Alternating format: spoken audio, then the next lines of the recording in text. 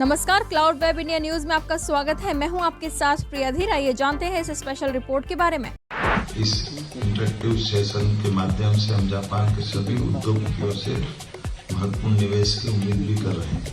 मध्य प्रदेश की अर्थव्यवस्था लगभग एक दशक में 3 गुना बढ़ी है, जिसको हमने हमारी सरकार बनने के बाद 5 साल में डबल करने का टारगेट लिया है। हमारी कई सारी पॉलिसियां भी हम बदल रहे हैं और काफी अनुकूल पॉलिसी बना रहे हैं। इसके आधार पर देश भर में तो अनुकूल माहौल बनाई है, विश्व में भी मध्य प्रदेश के प्रति लोगों की रुचि बढ़ी है। मैं उम्मीद करूंगा आप और हम मिलकर के निश्चित रूप से आगे बढ़ेंगे। भविष्य की संभावनाओं के इस विश्वास के आधार पर मैं पुनः आप सबका वंदन करता हूं, अभिनंदन करता हूं। आदरणीय यशस्वी प्रधानमंत्री श्रीमान नरेंद्र मोदी के नेतृत्व में जिस प्रकार से भारत दुनिया के सामने एक नई आर्थिक भविष्य की ताकत की तरफ बढ़ रहा है, जो न केवल अपने सभी प्रकार के संसाधनों के साथ बल्कि विश्व बंधुत्व की भावना के आधार पर आगे बढ़ रहा है, जिसमें हजारों साल से गौतम बुद्ध की परंपरा से जापान भी जुड़ा हुआ है।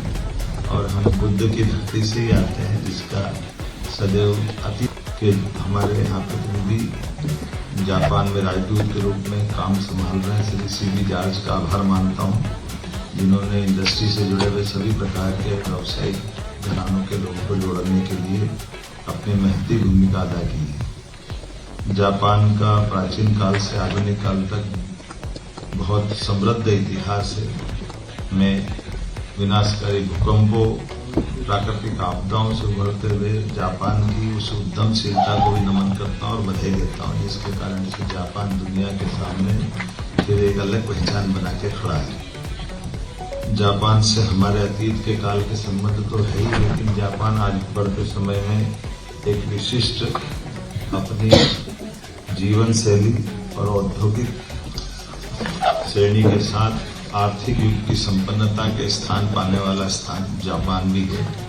लेकिन जापान से मध्य प्रदेश के संबंध भी अब आज के इस व्यावसायिक दृष्टि से बहुत अलग प्रकार से जुड़े हैं।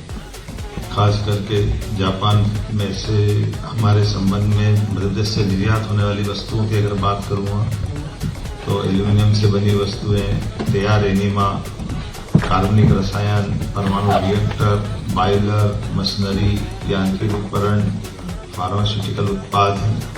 2023-24 में मध्य प्रदेश से जापान को $92.8 मिलियन का निर्यात किया गया है।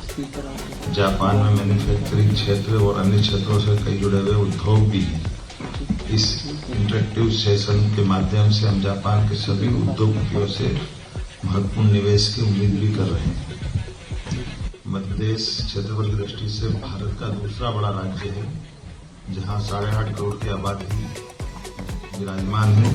भारत की 50% आबादी का मध्य प्रदेश कैचमेंट एरिया में अपने आप को मान के चलता है और मध्य प्रदेश की अर्थव्यवस्था लगभग एक दशक में 3 गुना बढ़ी है, जिसको हमने हमारी सरकार बनने के बाद 5 साल में डबल करने का टारगेट लिया है। और खास करके इसी सब कारणों से हमारा अपना पूंजीगत व्यय और सरकारी व्यय इस वर्ष की तुलना में हमने पिछले वर्षों के आधार पर 19% बढ़ाया है, जो किसी भी राज्य से बढ़ती हुई प्रगति का द्योतक है।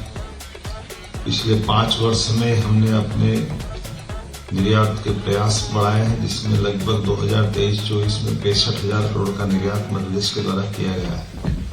औद्योगिक संभावनाओं की सभी बातों पर मेरे काबिल अफसरों ने अपनी विस्तार से बात कही है, जैसे एनर्जी सेक्टर में, माइनिंग सेक्टर में, एजुकेशन सेक्टर में, हमारे एमएसएमई और हेवी इंडस्ट्री सेक्टर में, सभी क्षेत्रों में समान रूप से हमारी कई सारी पॉलिसियां भी हम बदल रहे हैं और काफी अनुकूल पॉलिसी बना रहे हैं। जिसके आधार पर देश भर में तो अनुकूल माहौल बनाई है, विश्व में भी मध्य प्रदेश के प्रति लोगों की रुचि बढ़ी है।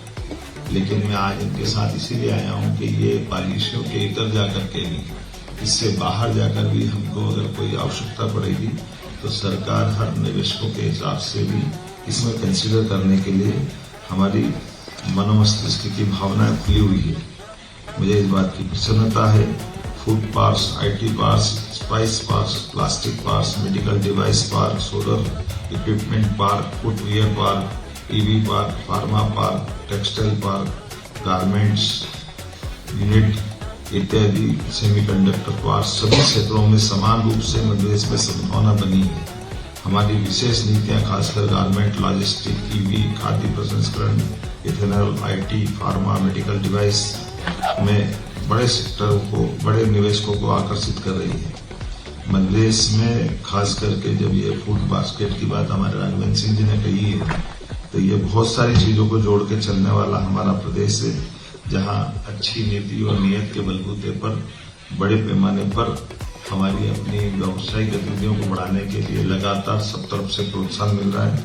और जब यहाँ आकर के मैं जापान के निवेश और उद्योगपतियों से चर्चा कर रहा हूँ, तो मैं ये बात को पुनः दोहराना चाहूंगा जो अभी हमारे अफसरों ने बताई है।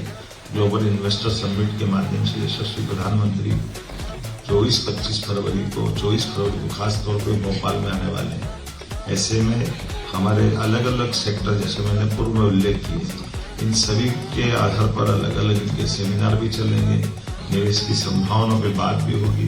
तो जापान में बड़े पैमाने पर हमारे से जुड़ने की संभावना भी है। और खासकर एक और सेक्टर छूटता है जिसपे हम और आप बात कर सकते हैं, वो हमारा स्किल डेवलपमेंट का, जिसके माध्यम से हमारे यहाँ बड़ी संभावना है।